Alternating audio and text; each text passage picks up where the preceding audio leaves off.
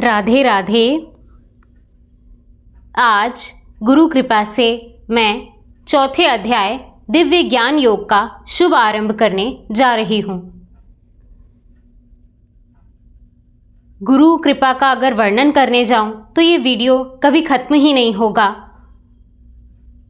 जैसा कहते हैं, सब धरती कागज करूं, सात समुंदर मसी करूं, गुरु गुण लिखा ना जाए। और बिना गुरु कृपा के ज्ञान प्राप्त करना तो संभव ही नहीं है। हमारे गुरु ही सब कुछ हैं।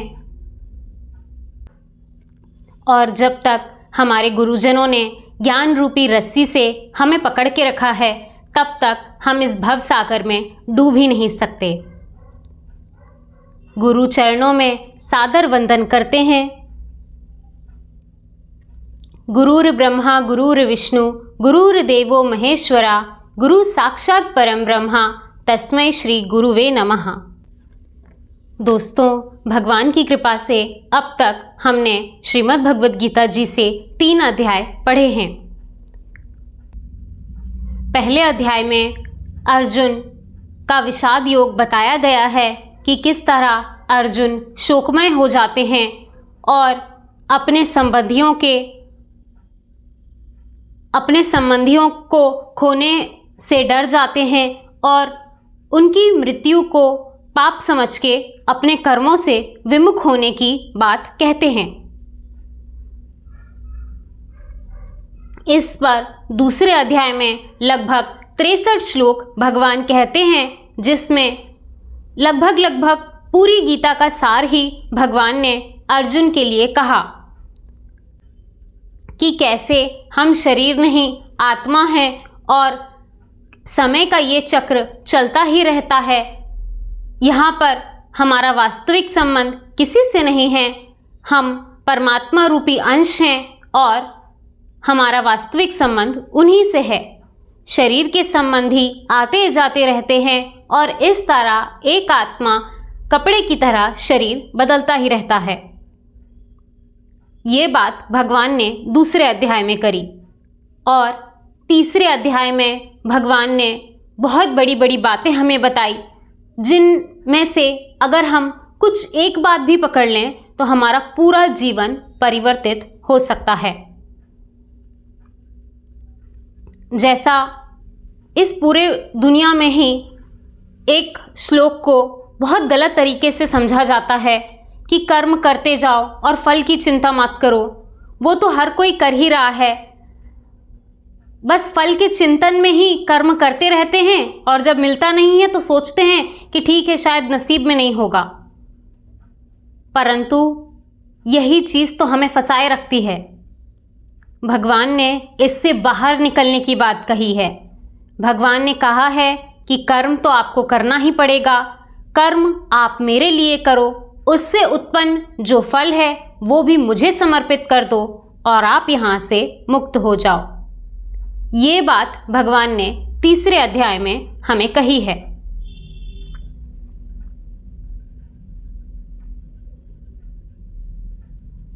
भगवान कहते हैं कि ज्ञान श्रेष्ठ है। ज्ञानी पुरुष इस भव बंधन में नहीं फंसते और इसे आसानी से पार करके वापस मेरे धाम आ जाते हैं। तब अर्जुन कहते हैं कि अगर ज्ञान सर्वश्रेष्ठ है तो मैं कर्म क्यों करूं? मैं केवल ज्ञान के माध्यम से ही आपको पालूंगा। परंतु इसका उदाहरण देकर हमारे गुरुजी हमें समझाते हैं कि ये बिल्कुल वैसी ही बात हो गई जैसे आपने ज्ञान इकट्ठा कर लिया और आपने कुछ कर्म नहीं किया। जैसे एक उदाहरण के लिए समझिए, वज़न कम कैसे करें, इसकी किताब कोई बाज़ार से खरीद कर ले आया। उसने पूरी किताब 10 बार पढ़ ली, याद कर ली। उसके पास पूरा ज्ञान प्राप्त हो गया उसे कि क्या खाएं क्या ना खाएं, कौन से व्यायाम करें, सब कुछ उसने जान लिया। परंतु कुछ कर्म नहीं किया और फिर वो कहे कि अरे मैंने तो ये पूरी किताब याद कर ली, 10 बार इसे पढ़ लिया, फिर मेरा वजन तो कम ही नहीं हुआ। बिल्कुल वैसे ही ज्ञान तो आपको प्राप्त करना ही होगा। ज्ञान से युक्त कर्म जो आप करोगे उससे आप सही मार्ग में चल सकोगे। जैसे मैंने एक बहुत सुंदर लाइन पढ़ी थी कि ज्ञान से युक्त जो कर्म हम करते हैं वही हमारी भक्ति है। ज्यादातर लोग, मैं भी पहले, ज्ञान योग, कर्म योग और भक्ति योग को 3 अलग अलग चीजें देखती थी। तीनों एक ही हैं और इस एक लाइन में आप समझ सकते हो कि तीनों एक दूसरे से बिल्कुल वैसी ही जुड़ी हुई हैं जैसे हमारा ये शरीर पूरा एक जैसा है। जैसे हमारे मन में जो भाव हैं वही हमारे शरीर में दिख रहे हैं, बिल्कुल वैसे ही जो हमारा ज्ञान होता है वही हमारे कर्मों में दिखता है। और अपने ज्ञान से युक्त जो कर्म हम सही करते हैं वही हमारी भक्ति है और गलत कर्म ही हमें नीचे गिराते हैं। इसीलिए ज्ञान योग, कर्म योग और भक्ति योग अलग अलग नहीं हैं, ये तीनों एक ही हैं।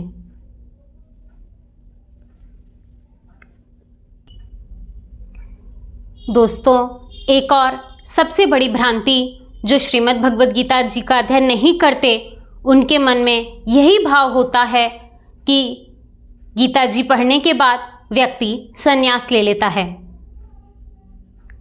मुझे याद है मैंने एक बहुत सुंदर लाइन पढ़ी थी कि वैराग्य का मतलब दुनिया से दूरी नहीं, वैराग्य का मतलब मूर्खता से दूरी है। हाँ, श्रीमद् भगवद गीता जी पढ़ने के बाद, समझने के बाद, अपने गुरु जी के कहे हुए वचनों पर चलने के बाद आप बाकी दुनिया की तरह मूर्ख बन के नहीं रह पाओगे। हाँ, श्रीमद् भगवद गीता जी पढ़ने के बाद, अपने गुरु वचनों को सुनने के बाद, उन पे चलने के बाद व्यक्ति वैरागी हो जाता है, परंतु संसार से नहीं, मूर्खता से। और मूर्खता तो जैसे संसार में रची बसी हुई है, इसीलिए लोगों को लगता है कि व्यक्ति संसार से दूर हो गया। संसार से नहीं, वास्तव में वो व्यक्ति मूर्खों से दूर हो जाता है, मूर्खता से दूर हो जाता है, निम्न भोगों से दूर हो जाता है, और इसी को वास्तव में वैराग्य कहते हैं। भगवान ने कहा है कि हमें सन्यासी बनना है।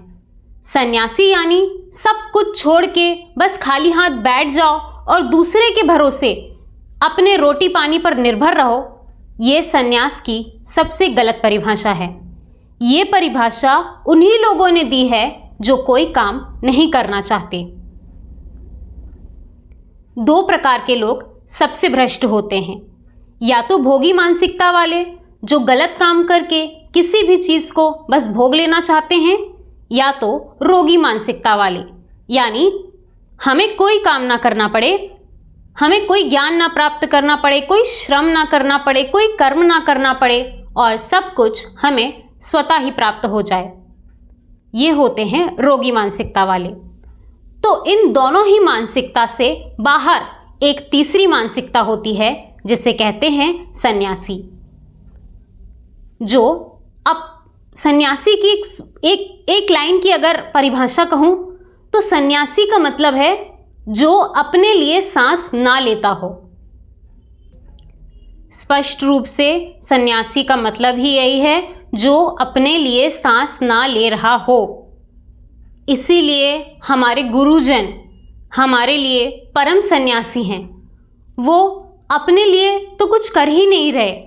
उन्होंने जो वर्षों से तप किया, जो साधना की, उससे जो ज्ञान उन्हें प्राप्त हुआ, वो बिल्कुल हमारे लिए इतनी सहज तरीके से बांट देते हैं जैसे कोई राजा अपना खजाना खोल दे और बोले कि जितना जो लेना है सब ले लो। बिल्कुल ऐसे गुरुजन अपने सालों की तप और साधना से प्राप्त ज्ञान बहुत ही सहज तरीके से हमें प्रदान कर देते हैं। हमारे गुरुजनों जितना उदार हृदय वाला तो और कोई हो ही नहीं सकता। वो चाहें तो वो तो भवसागर पार हो ही गए हैं। वो चाहें तो आराम से अपने जीवन को सुगमता से भगवान की भक्ति करते हुए पार कर जाएं, परंतु वो अपने कर्तव्य का पालन करते हैं। वो खुद भी सही रास्ते पे चलते हैं और उसी रास्ते पर सुगमता से चलने के लिए और भी लोगों को प्रेरित करते हैं और उन्हें ज्ञान के माध्यम से सही दृष्टि देते हैं। इससे उन्हें क्या प्राप्त हुआ? क्षणभंगुर प्रतिष्ठा, उस सब को तो वो बहुत पहले ही छोड़ा है। बिल्कुल यही चीज भगवान ने श्रीमद् भगवत गीता में कही है। जब अर्जुन कहते हैं कि मुझे युद्ध नहीं करना और मुझे यहाँ किसी को हानि पहुँचाकर कोई राज्य की लालसा नहीं है, इसीलिए मैं भिक्षाटन करने वन में जाता हूँ। भगवान कहते हैं कि तुम क्षत्रिय हो, तुम्हारा परम कर्तव्य है कि तुम युद्ध करो। और एक बहुत सुंदर श्लोक आता है जहाँ भगवान कहते हैं कि तुम कितने किस्मत वाले हो जो तुम्हें ऐसे युद्ध मिले हैं। जीवन के बड़े बड़े युद्ध भी, बड़ी बड़ी कठिनाइयाँ भी बड़े योद्धाओं को ही मिलती है। किसी निम्न व्यक्ति को या कमज़ोर व्यक्ति को युद्ध भूमि में नहीं खड़ा कर दिया जाता। अगर वो खड़ा भी हो जाए तो कोई उससे लड़ना नहीं चाहेगा। लोग यही सोचेंगे कि इस कमज़ोर व्यक्ति से लड़कर हम अपनी प्रतिष्ठा कैसे खराब कर सकते हैं।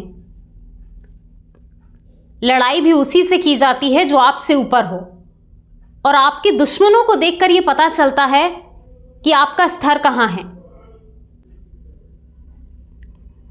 भगवान कहते हैं कि जीवन रूपी संघर्ष, ये बड़े युद्ध भी बड़े योद्धाओं के लिए ही बड़े योद्धाओं को ही प्राप्त होते हैं। इसीलिए तुम अपने आप को भाग्यशाली समझो और अपने कर्तव्य का पालन करो। ये बात भगवान उसे कहते हैं। और तीसरे अध्याय के अंत में भगवान हमारे सबसे बड़े शत्रु का नाम भी बता देते हैं। उसका नाम है काम। भगवान कहते हैं कि जो इससे जीत गया वो लगभग सभी चीज़ों से निवृत्त हो गया। क्योंकि कहने के लिए हम बाकी चीज़ों में फंसे होते हैं, परंतु जो मूल है, जो हर चीज़ का, हर कारण का कारण है, हर आपके कर्म का, आपके हर विचार का जो मूल है वो काम ही है। आपका संबंध इस दुनिया में किसी से भी हो, उसके पीछे कहीं ना कहीं इसी का मूल आधार होता है। ये हमारे मन में, हमारी बुद्धि में, हमारी इंद्रियों में ऐसा छुपा होता है कि हमें खुद भी नहीं पता होता। इसीलिए भगवान ने इसको सबसे बड़ा शत्रु बताया है।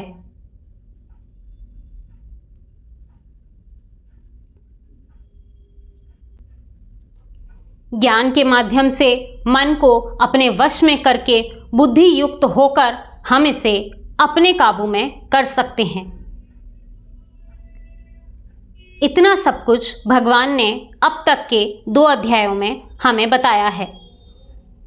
अब इस चौथे अध्याय ज्ञान योग में भगवान भगवद गीता के इतिहास के बारे में और इस परम गोपनीय ज्ञान के बारे में हमें बताएंगे।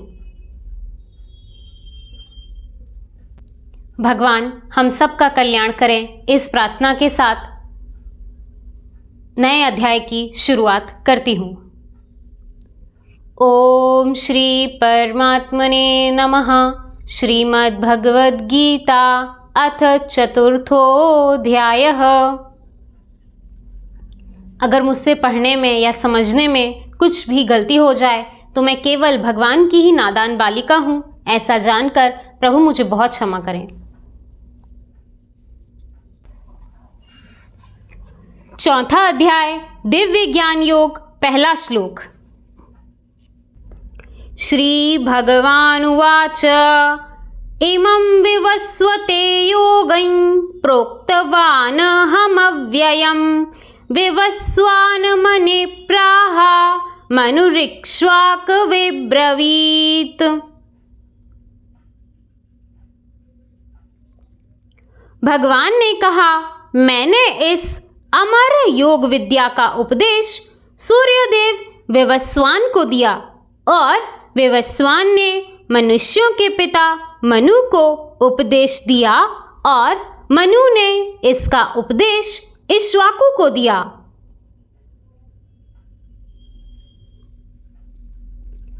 तात्पर्य, यहाँ पर हमें भगवद गीता का इतिहास प्राप्त होता है। यह अत्यंत प्राचीन बताया गया है। जब इसे सूर्यलोक इत्यादि संपूर्ण लोकों के राजा को प्रदान किया गया था, समस्त लोकों के राजा विशेष रूप से निवासियों की रक्षा के निमित्त होते हैं। अतः राजन्य वर्ग को भगवद गीता की विद्या को समझना चाहिए, जिससे वे नागरिकों प्रजा पर शासन कर सकें और उन्हें काम रूपी भव बंधन से बचा सकें। मानव जीवन का उद्देश्य भगवान के साथ अपने शाश्वत संबंध के आध्यात्मिक ज्ञान का विकास है और सारे राज्यों तथा समस्त लोकों के शासनाध्यक्षों को चाहिए कि शिक्षा, संस्कृति तथा भक्ति द्वारा नागरिकों को यह पाठ पढ़ाएं।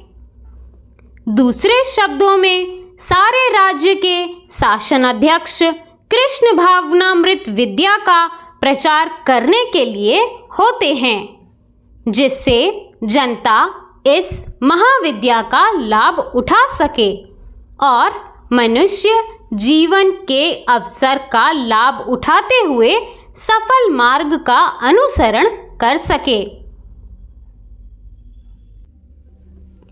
इस मन्वंतर में सूर्यदेव विवस्वान कहलाता है, यानी सूर्य का राजा, जो सौर मंडल के अंतर्गत समस्त ग्रहों लोकों का उद्गम है।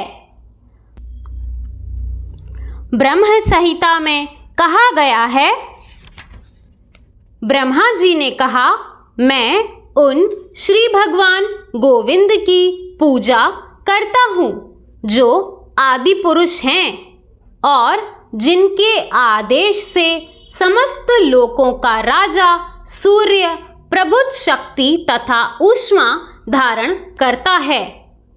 यह सूर्य भगवान के नेत्र तुल्य है और यह उनकी आज्ञा अनुसार अपनी कक्षा को तय करता है।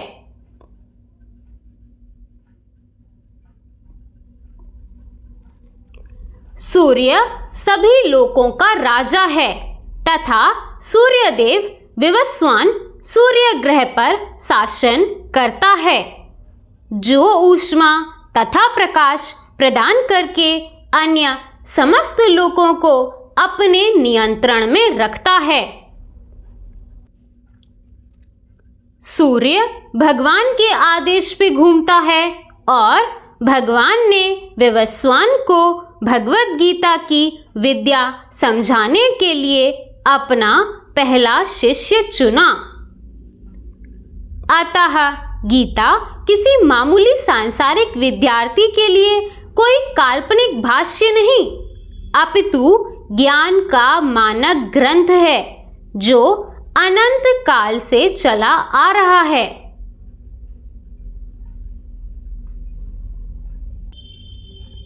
महाभारत में हमें गीता का इतिहास इस रूप में प्राप्त होता है। त्रेता युगदौ च ततो विवस्मन्ये विततो मनुष्यज लोक भृत्यर्थ सुता ये शिवाके ददो इक्ष्वाणु च कथो व्याप्य लोकान व्यवस्थितः। त्रेता युग के आदि में विवस्वान ने परमेश्वर संबंधी इस ज्ञान का उपदेश मनु को दिया और मनुष्यों के जनक मनु ने इसे अपने पुत्र इक्ष्वाकु को दिया। इक्ष्वाकु इस पृथ्वी के शासक थे और उस रघुकुल के पूर्वज थे जिसमें भगवान श्री राम ने अवतार लिया। इससे प्रमाणित होता है कि मानव समाज में महाराज इक्ष्वाकु के काल से ही भगवद गीता विद्यमान थी। इस समय कलयुग के केवल 5000 वर्ष व्यतीत हुए हैं, जबकि इसकी पूर्ण आयु 4,32,000 वर्ष है। इसके पूर्व द्वापर युग 8 लाख वर्ष का था और इसके भी पूर्व त्रेता युग 12 लाख वर्ष का था। इस प्रकार लगभग 20,05,000 वर्ष पूर्व मनु ने अपने शिष्य तथा पुत्र इक्ष्वाकु से, जो इस पृथ्वी के राजा थे, श्रीमद् भगवद गीता कही। वर्तमान मनु की आयु लगभग 3 करोड़ 53 लाख वर्ष अनुमानित की जाती है, जिसमें से 12 करोड़ 4 लाख वर्ष व्यतीत हो चुके हैं। यह मानते हुए कि मनु के जन्म के पूर्व भगवान ने अपने शिष्य सूर्यदेव विवस्वान को गीता सुनाई, मोटा अनुमान यह है कि गीता कम से कम 12 करोड़ 4 लाख वर्ष पहले कही गई और मानव समाज में यह 20 लाख वर्ष से विद्यमान रही। इसे भगवान ने लगभग 5000 वर्ष पूर्व अर्जुन से पुनः कहा। गीता के अनुसार ही तथा इसके वक्ता भगवान श्री कृष्ण के कथन के अनुसार यह गीता के इतिहास का मोटा अनुमान है। सूर्यदेव विवस्वान को इसीलिए गीता सुनाई गई क्योंकि वह क्षत्रिय था और उन समस्त क्षत्रियों का जनक है जो सूर्यवंशी हैं। चूंकि भगवद गीता वेदों के ही समान है, क्योंकि इसे श्री भगवान ने कहा था, अतः यह ज्ञान अपौरुषेय है। चूंकि वैदिक आदेशों को यथा रूप में बिना किसी मानवीय विवेचना के स्वीकार किया जाता है, फलतः गीता को भी किसी सांसारिक विवेचना के बिना स्वीकार किया जाना चाहिए। संसारी तर्कजन अपनी अपनी विधि से गीता के विषय में चिंतन कर सकते हैं, किंतु यह यथारूप भगवद गीता नहीं है। अतः भगवद गीता को गुरु परंपरा से यथारूप में ग्रहण करना चाहिए। यहाँ पर यह वर्णन हुआ है कि भगवान ने इसे सूर्यदेव से कहा, सूर्यदेव ने अपने पुत्र मनु से और मनु ने अपने पुत्र इक्ष्वाकु से कहा। राधे राधे।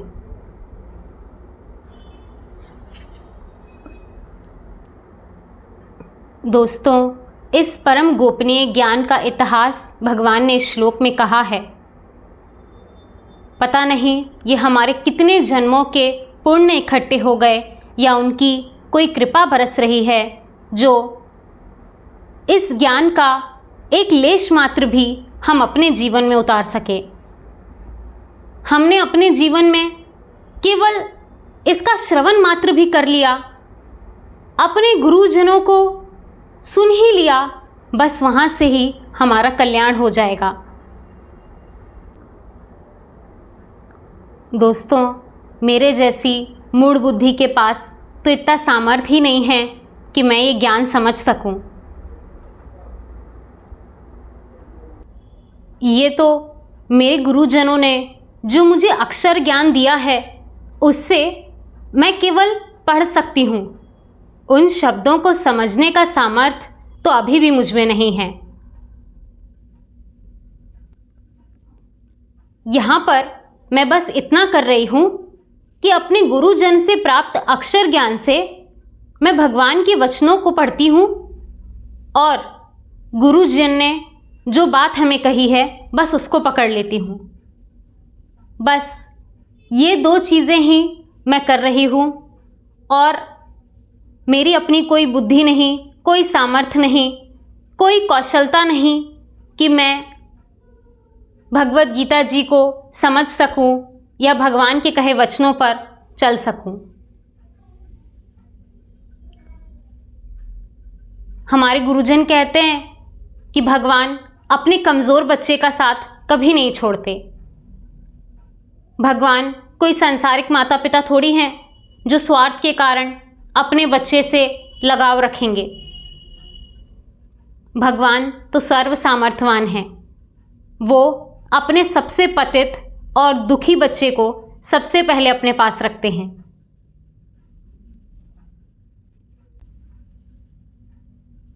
बस इसी तरह मेरे गुरुजन मुझे अपने आश्रय में रखें, इसी में मेरा कल्याण है और इसी तरह भगवान की कृपा हम सब पर बनी रहे। राधे राधे।